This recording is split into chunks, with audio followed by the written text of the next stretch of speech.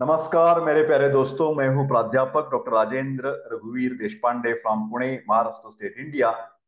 मेरे ख्याल से आप सब अभी जान गए हैं कि doctor Deshpande is MD in Ayurvedic medicine and MD in Ayurvedic physiology. For paid online consultations, yes, I have the team of the doctors, and you can definitely WhatsApp on 9226810630। Number description में दिया है। मेरे प्यारे दोस्तों, कई सारी बीमारियां होती है और उसकी जानकारी मैं पहले भी बहुत बार दे चुका हूं। फिर लोगों की डिमांड है, सर हिंदी भाषा में, सर हिंदी भाषा में कुछ बात करिए डिसीजेस के बारे में। तो आज का विषय है अग्निमांद्य और उसकी आयुर्वेदिक कारण मीमांसा, उसकी लक्षण क्या होते हैं और उसके लिए हम कौन सी दवाएं कैसे इस्तेमाल कर सकते हैं। अग्निमांद्य, अग्नि आयुर्वेद का एक प्रमुख शरीर का एक घटक माना गया है। जैसे कि डाइजेस्टिव फायर, हमारा स्टमक में कुछ एंजाइम्स होते हैं, गैस्ट्रिक जूस बोलते हैं। उसके बाद इंटेस्टिन में इंटेस्टिनल जूस होता है, पैनक्रियास के द्वारा पैनक्रियाटिक जूस आ जाता है। तो इस सभी प्रकार के रस में ये पाचक स्त्राव जो निकलते हैं उसमें जो एंजाइम्स होते हैं उसकी थोड़ी बहुत कंपैरिजन हम अग्नि से कर सकते हैं। आयुर्वेद में अग्नि को पचन शक्ति माना है। इट्स अ डाइजेशन कैपेसिटी, उसके हिसाब से ही हमारा पचन व्यापार चलता है। यह अग्नि के बहुत सारे प्रकार होते हैं। प्रत्येक पेशी में, प्रत्येक सेल में ये मेटाबॉलिक प्रोसेस, चयापचय की प्रक्रिया करने वाले जो भी घटक हैं उनको हम अग्नि कहते हैं। तो खास करके इनन्यूमरेबल सेल्स हमारे शरीर में है, तो उतने ही अगणित प्रकार अग्नि के हो सकते हैं। फिलहाल आयुर्वेद ने बताया है कि व्यवहारिक तौर पर 13 प्रकार के अग्नि सबसे महत्वपूर्ण है। कौन से हैं वो अग्नि? हमारा जो सेंट्रल ट्रैक्ट है, यहां से हम अन्न निकलते हैं तो एसोफेगस आ जाती है, स्टमक आ जाती है, स्मॉल इंटेस्टाइन, लार्ज इंटेस्टाइन। ये जो डाइजेस्टिव सिस्टम है, अन्न वह स्रोतस, उसमें प्राथमिक पचन कंप्लीट प्रक्रिया हो जाती है। तो ये प्रक्रिया के लिए जो जिम्मेदार है सब घटक, उनको मिलाकर जाठराग्नि कहा जाता है। जाठराग्नि के बाद ये आहार रस जो है, हमारे अन्न से निकले हुए जो न्यूट्रिशियस प्रोडक्ट्स हैं, वो रस रक्त के द्वारा, ब्लड सर्कुलेशन के द्वारा पूरे शरीर में घूमते हैं। और जहां रस धातु है वहां रस का निर्माण हो जाता है। जहां रक्त धातु है वहां एरिथ्रोपोएसिस, हीमोग्लोबिन की निर्मित हो जाती है। तो हर धातु स्तर पर रस, रक्त, मांस, मेद, अस्थि, मज्जा, शुक्र, हर एक धातु स्तर पर स्रोतस भी होता है और अपनी अपनी धातु के हिसाब से अग्नि होता है। रसाग्नि, रक्ताग्नि, मांसाग्नि, मेदाग्नि। तो प्रॉब्लम जाठराग्नि में भी हो सकता है, प्रॉब्लम धात्वग्नि में भी हो सकता है। और एक प्रकार का वर्गीकरण आयुर्वेद ने किया है जिसको बोलते हैं पांचभौतिकाग्नि। आप तो जानते हैं 5 बेसिक एलिमेंट्स, पृथ्वी, आप, तेज, वायु और आकाश, ये पंच महाभूत है। और इन महाभूतों से सभी प्रकार के पदार्थ बन जाते हैं, अन्न पदार्थ बन जाते हैं। हमारे शरीर के सब स्ट्रक्चर्स पांचभौतिक है। समझ में आ रही बात? जैसे कि हम दाल चावल खाते हैं, ये पृथ्वी महाभूत प्रधान है। पानी पीते हैं, जल महाभूत का एक अंश है। बहुत स्पाइसी खाते हैं तो ये तेज महाभूत की कंटेंट है। तो इन महाभूतों का भी अपनी अपनी हिसाब से पचन करने के लिए पृथ्वी का पार्थिवाग्नि, जल का जलाग्नि, तेज का तेजाग्नि, इस तरह की पंचभूताग्नि भी हमारे शरीर में महत्वपूर्ण कार्य पचन व्यापार का, मेटाबॉलिज्म का करते हैं। आयुर्वेद का एक बहुत इंपॉर्टेंट, क्या बोलते हैं ना, स्लोगन है। आयुर्वेद कहता है रोगाः सर्वे अपि, रोगाः सर्वे अपि मंदेग्नु। फिर क्या है इसका मतलब? जो भी रोग आप देखते हैं अपने अपने आसपास, चाहे वो कोल्ड, नाक में से पानी आना, या कैंसर, मैं हमेशा कहता हूं कोल्ड से कैंसर तक कौन सी भी बीमारी का मूल कारण अग्निमांद्य है। समझ में गए आगे बात? तो इसीलिए आज का विषय बहुत ही महत्वपूर्ण है। अग्निमांद्य के बारे में चर्चा करेंगे। अल्प मात्रा में आहार लेने पर भी बहुत देर से हमारा अन्न पचन पूर्ण हो जाता है, तो उसके क्या, उसको हम क्या बोलेंगे? अग्निमांद्य बोलेंगे। मंद मतलब डेफिशिएंसी, डाइजेशन कैपेसिटी की अभी कमतरता है, कमी है। तो उसके द्वारा कई लक्षण निर्माण हो जाएंगे, जैसे कि पूरे शरीर में एक विषारी पदार्थ बनता है आयुर्वेद के हिसाब से, उसको आम कहा जाता है। और ये विषारी पदार्थ, टॉक्सिन लाइक मटेरियल, आम जो है पूरे शरीर में माइक्रो एंड मैक्रो चैनल्स, जिसको आयुर्वेद में स्रोतस कहा है, स्रोतस का अवरोध कर देंगे। और स्रोतरोध होने के बाद पूरे शरीर में, देखिए, पूरे शरीर में जड़ता आ जाएगी, भारीपन, हेवीनेस, काम करने का कोई उत्साह नहीं होता। उसके बाद पूरे शरीर में बदन दर्द होता है, बॉडी एक, लाला स्त्राव जो होता है वो बढ़ जाता है।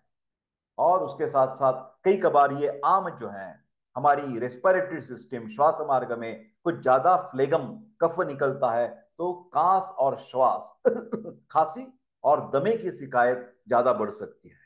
इसकी चिकित्सा करनी है अग्निमांद्य की, तो कौन सी औषधियां ज्यादातर इस्तेमाल किया जाता है?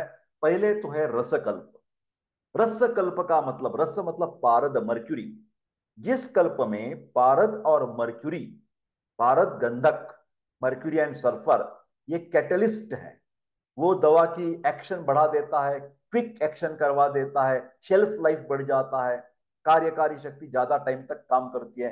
तो ये रसकल्प अग्निमांद्य में हम इस्तेमाल करेंगे। तो ये एक है भास्कर रस, अग्नि संदीपन रस, क्रव्याद रस और अग्नि कुमार रस।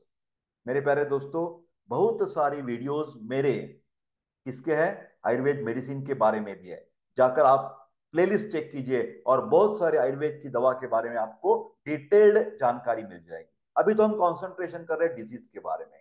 चूर्ण कौन से इस्तेमाल कर सकते हैं? या अग्नि की क्षमता बढ़ानी है, हमें डाइजेशन की क्षमता, कैपेसिटी बढ़ानी है, तो पिप्पली मूलादि चूर्ण, सैंधवादि चूर्ण, सैंधव मतलब रॉक सॉल्ट, शिवाक्षार पाचन चूर्ण, यवानी शाड़व चूर्ण और हिंगवाष्टक चूर्ण। हिंगू का मतलब ऐसा फिटिडा।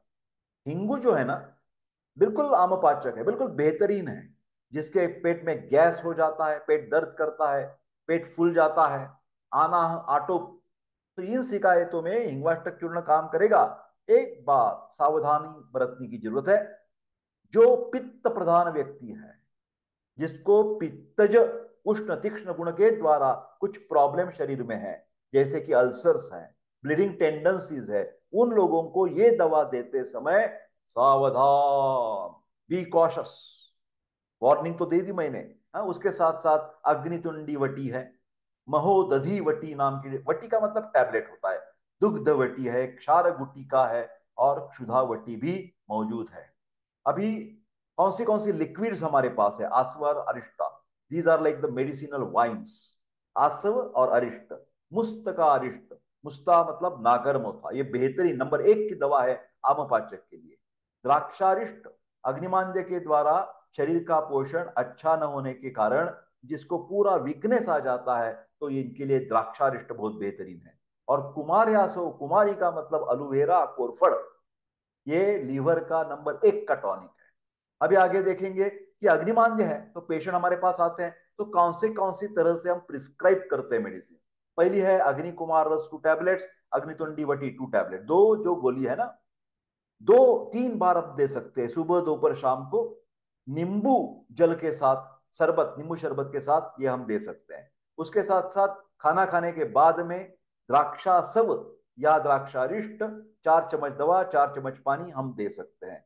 उसके साथ और एक प्रिस्क्रिप्शन में डाल देते हैं जिसको बोलते हैं शंखवटी। हाँ देखिए, शंखवटी और गंधकवटी, इसका भी इस्तेमाल 2-2 गोली हम दे सकते हैं, शंखवटी। और उसके साथ चित्रकादिवटी, चित्रक एक पर्याय नाम है अग्नि, तो चित्रकादिवटी भी शंखवटी के साथ हम दे सकते हैं। और ये गर्म जल के साथ देने से फायदा है, क्योंकि पेरिस्टाल्टिक मूवमेंट्स उससे अच्छी बन जाती है। उन उन पानी बोलते हैं, कोमट, lukewarm water, not too hot water, lukewarm water. It always gives the stimulation for vata bio energy to make the normal peristalsis, आंत्र की जो हलचल है वो अच्छी बन जाएगी। ये नहीं है तो एक अलग प्रिस्क्रिप्शन है हमारे साथ, गंधकवटी 2 टैबलेट, शंखवटी 2 गोली, गर्म जल के उन ल्यूकवार्म वाटर के साथ 3 दफा आप ये ले सकते हैं। उसके साथ जिसको एनीमिक कंडीशन आ गई है उन लोगों ने लोहासो का इस्तेमाल करना है। जिन लोगों को पीलिया व्याधि है, सिरोसिस है, असाइटिस है, उन लोगों के लिए कोरफड, कुमारी, एलोवेरा है। और जिन लोगों को कब्ज की शिकायत है उनके लिए अभयारिष्ट है। एक दवा आपको चूज करनी पड़ेगी, 4 चम्मच दवा, 4 चम्मच पानी, पानी के साथ आप ले सकते हैं। उसके बाद और एक प्रिस्क्रिप्शन आपके सामने आ रहा है जिसका नाम है गंधकवटी 2 गोली 2 बार ल्यूकवार्म वाटर के साथ, हिंगवाष्टक चूर्ण 1 या आधा चम्मच भोजन के पहले जब आप घास लेते हैं फर्स्ट बोलस, उसके साथ घी मिलाकर। घी भी एक बहुत पित्त शामक भी है और अग्नि के लिए अच्छा है। घी का सेवन थोड़ा थोड़ा सा, ज्यादा नहीं है। सर हमें तो कोलेस्टेरॉल की चिंता होती है। जिन लोगों को लिपिड प्रोफाइल अच्छा है, कोई कोलेस्टेरॉल की शिकायत यंग है, तो आप बिल्कुल घी का सेवन करते रहना चाहिए। उसके बाद और एक प्रिस्क्रिप्शन आपके सामने आ रहा है, अथवा का मतलब और, ये नहीं तो ये नहीं तो ये, अकॉर्डिंग टू द पेशेंट। अग्नि कुमार रस 2 गोली अदरक या नींबू रस में पीस कर दे सकते हैं, उसमें थोड़ा सा सेंधव नमक 1 पाव चम्मच आप डाल सकते हैं। दिन में 2 दफा सुबह शाम ये हम ले सकते हैं। मेरे प्यारे दोस्तों, शायद हम आखिर की कंपोनेंट में आ गए हैं, जहां तक आप देख रहे हैं कि लवण भास्कर चूर्ण भी इसमें बहुत फायदेमंद है। 1 या आधा चम्मच ल्यूकवार्म वाटर के साथ भोजन के बाद ये हम दे सकते हैं। ये अग्निमांद्य जब होता जाता है तो पहला मेरी विनंती है मेरे प्यारे दोस्तों कि आयुर्वेद का आहार शास्त्र जो है ना, हमारा एक स्वस्थ वृत्त नामक एक सब्जेक्ट रहता है, प्रिवेंटिव, पीएसएम बोलते हैं ना। तो ये स्वस्थ वृत्त सब्जेक्ट में आहार के बारे में पूरी की पूरी जानकारी मिल जाएगी। क्या रूल्स है खाने पीने के, कैसा क्या खाना चाहिए। एक सिंपल सी मैं आपको एक 2 शब्द बता देता हूं, 2-3 शब्द। इसके बारे में मेरे वीडियोस आप जाएंगे तो क्रिया शारीर नाम का एक विषय है, फिजियोलॉजी नाम का विषय, आयुर्वेद फिजियोलॉजी मतलब क्रिया शारीर।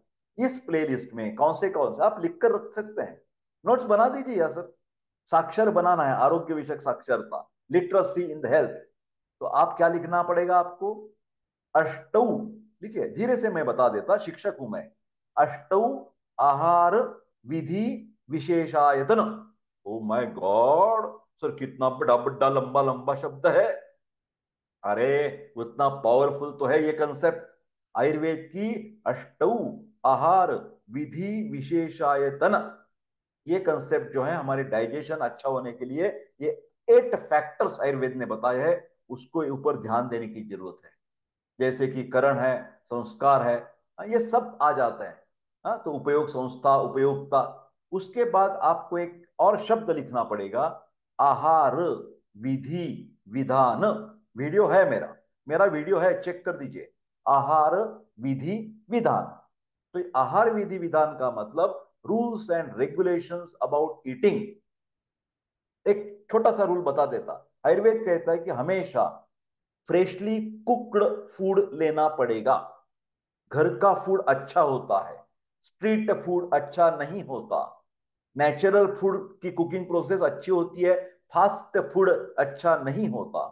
एक डॉक्टर देशपांडे का फेमस डायलॉग है, fast food plus fast lifestyle is equal to fast death. Repeat repeat once more, fast food plus fast lifestyle is equal to fast death. ये देखिए कितने अंतर आत्मा से देशपांडे से बात कर रहे हैं। तो इसके ऊपर आपको ध्यान देना पड़ेगा। हाँ? आहार विधि विधान, रूल्स एंड रेगुलेशंस। और एक आखिर वाला शब्द बता देता, आहार परिणाम कर भाव, जिसके द्वारा पचन होता है। उष्मा, फायर अच्छा होना चाहिए, वायु पेरिस्टाल्टिक मूवमेंट अच्छी होनी चाहिए, क्लेद सम लिक्विड होना चाहिए।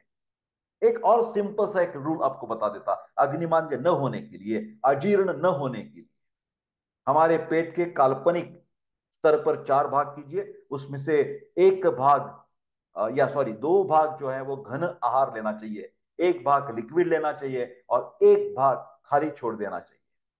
यहां तक नहीं खाना, जब आखिर का हमारा वक्त आता आता लंच और डिनर का, और आपको लगता है ये ले लूं न ले लूं, तो मत लेना, तो मत लेना। तो इसको बोलते हैं कि भूख रख कर थोड़ा सा खाना कम खाना चाहिए। उसके द्वारा पेरिस्टाल्टिक आंत्र की हलचल अच्छी हो जाती है, स्राव का सिक्रीशन अच्छा बन सकता है। ये बेसिक रूल्स है अग्निमांद्य दूर करने के लिए। अजीर्ण में भी यही बात मैं आपके सामने करूंगा। क्यों नहीं करेंगे, ये रिवीजन है। जब हम अजीर्ण की चर्चा करेंगे वही कहेंगे, वही करूंगा, क्योंकि अजीर्ण का मतलब इनडाइजेशन और उसका कारण है अग्निमांद्य। तो अजीर्ण का वीडियो जब आप देखेंगे तो आपको अग्निमांद्य का वीडियो भी देखना जरूरत है। मेरे प्यारे दोस्तों, अपथ्य का मतलब परहेज, ये चीजें नहीं करनी आपको। नया अन्न नहीं लेना है, पुराना दाल पुरानी चावल लेनी चाहिए। आपके पास पुराना चावल नहीं है तो आप भून के ले सकते हैं। जब आप कुकिंग में राइस कुकिंग के लिए चावल बनाते हैं ना, तो भून कर लेने से, बाद में कुकर में रखने से ज्यादा हल्का हो जाता है पचन व्यापार के लिए। उसके साथ हलवा, स्वीट सब्सटेंसेस नहीं खाने चाहिए। फैटी सब्सटेंसेस जो पचन होने में, हजम होने में देर लगाते हैं, वो चीजें नहीं खानी चाहिए। उड़द की दाल ये बहुत हेवी होती है डाइजेशन के लिए। चना वातकर होता है। दही, फेर्मेंटेड प्रोडक्ट्स, ज्यादा सिक्रीशन, अनवांटेड सिक्रीशन, क्लेद ज्यादा निर्माण हो जाएगा। नॉन वेजिटेरियन नहीं खानी चाहिए। ज्यादातर रेड मीट ये डेंजरस है। विरुद्ध भोजन, इनकॉम्पैटिबल फूड नहीं खानी चाहिए, जैसे कि fruits and the milk should not be mix together. या आयुर्वेद के हिसाब से लगातार फ्रूट सैलेड खाना, लगातार फ्रूट मिल्क शेक पीना, ये गलत चीज है। आलू और विबंध कारक, मतलब जिससे कब्ज की शिकायत बढ़ती है, ऐसे पदार्थों का सेवन अग्निमांद्य में नहीं करना है। मेरे प्यारे दोस्तों, ये था video regarding the agnimandya and Ayurvedic management और आयुर्वेदिक विचार। तो आप सबको विनंती है कि वीडियो लाइक शेयर कर दीजिए और मेरा चैनल सब्सक्राइब करके देश पांडे सर की उम्मीद बढ़ाते रखिए। बहुत बहुत धन्यवाद। मिलते हैं अगले वीडियो में। तब तक स्वस्थ रहे और खुश रहे। धन्यवाद।